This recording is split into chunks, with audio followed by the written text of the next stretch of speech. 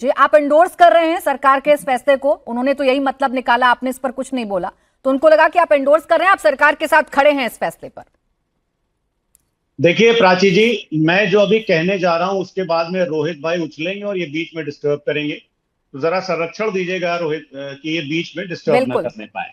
अभी इन्होंने कहा कि सत्ता की मलाई चाटने के लिए कितनी बेचैनी हो रही है। देश की जनता छोड़ के बाकी सभी आपका संरक्षण करते हैं। नहीं, एक बात समझ लीजिए, देश की जनता छोड़ के बाकी सभी आपका संरक्षण करते हैं। अभी से लगने लगी दुर्भाग्य है देश का, यही दुर्भाग्य है देश का। उत्तर प्रदेश के अंदर अब दोबारा आपकी रोहित जी, मैं जो बात अभी सैयद जवाद जी को समझा रही थी, बार बार मैं उसे रिपीट क्यों कहूं? अच्छा है ना, अपनी अपनी बारी का इंतजार करें, अपनी अपनी बारी पर बोलें, पेन पेपर रख लें, सब नोट कर लें कहां काउंटर करना है और काउंटर करें। हो चुकी है, बोले फराज। साइकिल में दोबारा हवा भरने वाली नहीं है, ठीक है, इसलिए फराज रोहित जी आ गई आपकी बात। रोहित जी, उत्तर प्रदेश की जनता भी सुन रही है, उत्तर प्रदेश का मुसलमान भी भली भांति सुन रहा है। मुझे फिर ये नियम लागू करना होगा कि एक वक्ता बोल रहा है तो दूसरे वक्ता का मुझे फीडर डाउन करना होगा, और वो मैं चाहती नहीं। रोहित जी, तो प्लीज थोड़ा सम्मान रखें। बोले फराज जी।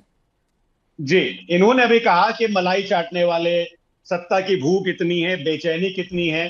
देखिए प्राची जी, इस देश ने देखा है कि जिस नेता को उत्तर प्रदेश की पुलिस ने लाठी मार मार के उसका पिछवाड़ा लाल कर दिया हो, वो नेता उसी पे के पास जाकर के बोलता है कि भैया देखिए लगी मिर्ची इनको, लगी मिर्ची इनको लगी मिर्ची। मैंने कहा था लगेगी मिर्ची। कब संघर्ष किया है? लगी मिर्ची इनको रोडों पे आपके नेता। प्राची जी, इनको संरक्षण, अरे आपके प्राची जी संरक्षण, जेनजी के आंदोलन में सरेंडर कर गए। संरक्षण प्राची जी, रोहित जी रुक जाएं प्लीज। प्राची जी संरक्षण, रोहित जी रुक जाएं। भाई साहब फराज जी, मैं तो इतने इंपॉर्टेंट मसले पर चर्चा कर रही हूँ, लेकिन दिक्कत यह है कि कोई इस मसले पर चर्चा करने के मूड से आया ही नहीं है। किसी को इस बात की पड़ी ही नहीं है कि कामिल और फाजिल की डिग्री आप मदरसे नहीं दे पाएंगे, उसके लिए आपको यूनिवर्सिटीज जाना पड़ेगा, ग्रेजुएशन पोस्ट ग्रेजुएशन के लिए आपको यूनिवर्सिटीज जाना पड़ेगा। ये फैसला सही या गलत, इस पर कोई बोलने कोई तैयार नहीं है। फराज जी, प्राची जी, हम तो ये बोल रहे हैं कि हमारे बच्चे एमबीबीएस डॉक्टर बने, लेकिन एमबीबीएस का कोर्स बंद कराने में मिठाइयां बांटी जाती हैं। इनको प्रॉब्लम, मैं फिर से बोल रहा हूं, इनको प्रॉब्लम ये नहीं है कि मदरसे हैं, मदरसों में पढ़ाई हो रही है। इनको प्रॉब्लम शिक्षा से है। और जिस नेता का पिछवाड़ा लाल किया गया था सत्ता की भूख के लिए, वो फिर बीजेपी के पास चला गया कि भैया हमको एक मंत्री पद दे दो, कि हमको मंत्री पद दे दो एक। और ऐसे शब्दों का इस्तेमाल ना करें फराज जी। अमूमन आप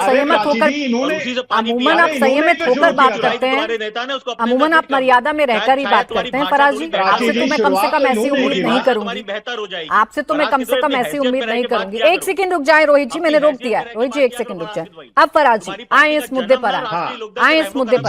सुप्रीम कोर्ट ने रास्ता निकाला, सुप्रीम कोर्ट ने रास्ता निकाला और इसे यूपी सरकार लागू कर रही है। विपक्ष का साथ मिलेगा कि नहीं मिलेगा? जी, मैं उससे पहले 20 सेकंड का जवाब दे दूं। जिस पार्टी की औकात 2 तहसील की नहीं है, जिस पार्टी का राष्ट्रीय अध्यक्ष, तुम्हारी पार्टी की क्या औकात है? राष्ट्रीय लोकदल के रहमो करम पे तुम्हारी पार्टी का जन्म हुआ है, हमारे रहमो करम पे तुम्हारी पार्टी का जन्म हुआ है। तुम्हारी औकात यह है कि टोटी चुरा के अपने घर में ले गए थे, रुक जाएं प्लीज। ये औकात है तुम्हारी?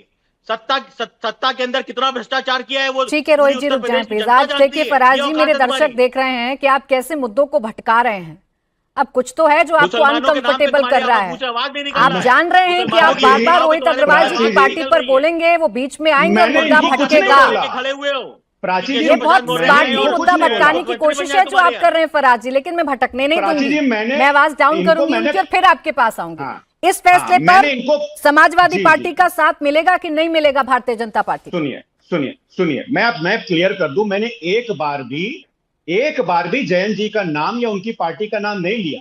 मैंने कहा 2 तहसीलों की पार्टी, जिसकी हैसियत एक नगर पालिका का इलेक्शन जीतने की नहीं है। नाराज रोहित भाई हो जाते हैं, बोलते हैं कि तुम हैसियत में रहना, औकात में रहना। मैंने तो इनकी पार्टी का नाम ही नहीं लिया। टॉपिक पर आए। मैंने बोला कि जिस पार्टी की है, गला सूख जाता जिस है। पार्टी, चलिए ठीक है फराज जी, मैंने आपको ना पूरा समय दिया और मैंने कोशिश की कि मुख्य विपक्षी दल होने के नाते आज आप इस मुद्दे पर बोलें, लेकिन मैं फिर कह रही हूँ फराज जी, आपका वोट बैंक भी देख रहा है, मुसलमान भाई बहन भी देख रहे हैं कि आज फराज जी इस मुद्दे पर बोलने के मूड से ही नहीं आए हैं। आज तो फराज जी को इस बात की दिलचस्पी ज्यादा है कि रोहित जी की पार्टी या कौन सी पार्टी की कितनी हैसियत है या कौन सा नेता कहां पर पिटा है। आज फराज जी को उसमें ज्यादा दिलचस्पी है। दर्शक देख रहे हैं, फराज जी गलत मत कर लीजिएगा अपने साथ। रही बात जो कंसर्न जव्वाद जी ने उठाए थे, उस पर ही जवाब ले लेती हूँ मैं तुहीन जी से। तुहीन जी, जव्वाद जी का कंसर्न ये है, इनके जो शब्द थे कि ये शुगर कोटेड फैसला है, आप बातें मीठी मीठी करते हैं लेकिन अंदर कुछ और छिपा होता है।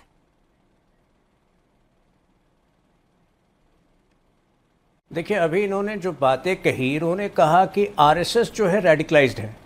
आरएसएस सबसे राष्ट्रवादी संगठन है, मतलब इनके लिए जो है राष्ट्रवाद रेडिकलाइजेशन है। ये कांग्रेस की हकीकत है। इनके लिए बीच में मत बोलिए, रनिंग कमेंट्री बंद कीजिए यहां पर। तो इनके लिए राष्ट्रवाद ही रेडिकलाइजेशन है। यही तो समस्या होती है ना। देखिए, मैं आपको बड़ी बात कह दूं, आज मुसलमान समुदाय को तय करना है कि उनकी आने वाली पीढ़ी को वो एपीजे अब्दुल कलाम बनाना चाहते हैं या डॉक्टर जाकिर नाइक बनाना चाहते हैं। कांग्रेस पार्टी और समाजवादी पार्टी चाहती है कि उनके बच्चे जो है डॉक्टर जाकिर नाइक हम चाहते हैं कि उनके बच्चे जो है एपीजे अब्दुल कलाम बने। और यहीं पर जो है सबसे बड़ी जो है डिवाइड, सबसे बड़ा विभाजन हमारी और उनके सोच के बीच आता है। वो चाहते हैं कि आंदोलन जीवी बनकर वो लोग जो है कोई ना कोई आंदोलन करे, कि कोई ना कोई भ्रम फैलाए। आपका स्लिप ऑफ टंग कितना हुआ है वो आपकी पॉलिटिकल पार्टी देखेगी। यही कह रहे हैं, बहुत स्लिप ऑफ टंग हो रहा है, बहुत गड़बड़ी है। देखिए, जब से आप अभी बाकीपुर का चुनाव आ रहा है, बहुत आपने जाकिर हुसैन साहब को जाकिर नायक से मिला हमारी दिया। अभी आपका जो है ना स्लिप ऑफ टंग बहुत हो रहा है। हमारी आप स्लिप होने जा रहे हैं 2027 के अंदर। हमारी स्लिप ऑफ टंग, हमारी स्लिप ऑफ टंग की परवाह मत कीजिए। देखिए प्राची जी, दूसरी बात, आपको बनाना है एपीजे अब्दुल कलाम, ये तय करना है। स्लिप ऑफ टंग नहीं है। आप बहुत स्मार्टली उसको स्लिप ऑफ टंग नहीं पता है, इनको अंतर ही नहीं पता है जाकिर नाइक को और जाकिर हुसैन के। कोई कवर फायर नहीं दिया। जो मेरा गेस्ट कह रहा है वो आप तक पहुंचाना मेरी जिम्मेदारी है, ताकि कोई गलत नैरेटिव ना जाए। बोले तो देखिए प्राची जी, देखिए मैं कांग्रेस की मजबूरी आपको बता रहा हूं। आजकल कांग्रेस की मजबूरी पिछले 5 दिनों में इन्होंने जिस प्रकार से हिंदू विरोधी बातें कही है, आईआईटी मद्रास के अरे बीच में मत बोलिए ना, आईआईटी मद्रास के डायरेक्टर को प्रियंका गांधी वाड्रा जो है बिना बात गौमूत्र विशेषज्ञ कह देती। क्या प्रियंका गांधी वाड्रा को हिम्मत है कि किसी इसमें पढ़ाने वाले को आप कह दे कुछ अनाप शनाप बोल दें? तो इनको भी रियलाइज होना पड़ेगा कि वायनाड की मानसिकता से दिल्ली की सरकार नहीं चलेगी। वायनाड में इन्होंने आईओएमएल के सामने घुटने टेक दिए हैं, उस पर आप सवाल खड़े करेंगे, लेकिन और जो केशव प्रसाद मौर्य ने बोला उस पर विपक्ष सवाल खड़े करेगा। तो ठीक वैसे ही है कि प्रियंका गांधी ने जो हिम्मत दिखाई, ऐसी कुछ हिम्मत केशव प्रसाद मौर्य भी दिखा रहे हैं। वो भी तमाम मदरसों के बारे में ही बोल रहे हैं।